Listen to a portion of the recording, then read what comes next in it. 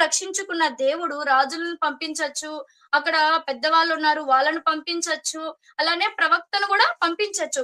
కానీ అక్కడ అది ఎందుకు ఈ చిన్న పాప ద్వారా మాత్రమే అక్కడ నయమాను రక్షింపబడాలని అనేది దేవుని చిత్తం.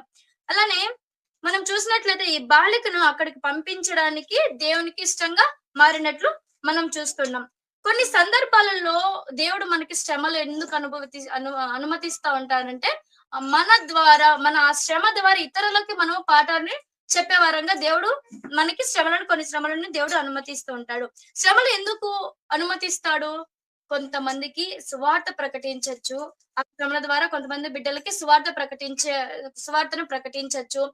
ఇలాంటి శ్రమల్లో నుండి నేనొచ్చాను. నా దేవుడు ఇలాంటి శ్రమలో నుంచి నన్ను లేవనెత్తాడని ఆ బిడ్డల్ని ఒక సాక్షికరంగా దేవుడు ఉంచడానికి శ్రమలు కొంతమందికి అనుమతిస్తుంటారు. ఆ శ్రమ ద్వారా మనం పాఠాలు నేర్చుకోవచ్చు. కొంతమందిని జైల్లో వేస్తూ ఉంటారు. ఆ జైల్లో దేవుని బిడ్డలను జైల్లోకెళ్తూ ఉంటారు. అక్కడ దేవుడు ఎందుకు వాళ్ళని అనుమతించారు?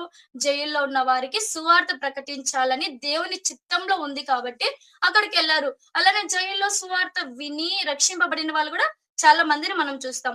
దేవుని బిడ్డలు జైలుకెళ్తున్నారంటే అక్కడున్న వారికి సువార్త ప్రకటించడానికి వెళ్తూ వెళ్ళినట్లు మనం కొన్ని సందర్భాల్లో చూస్తాం.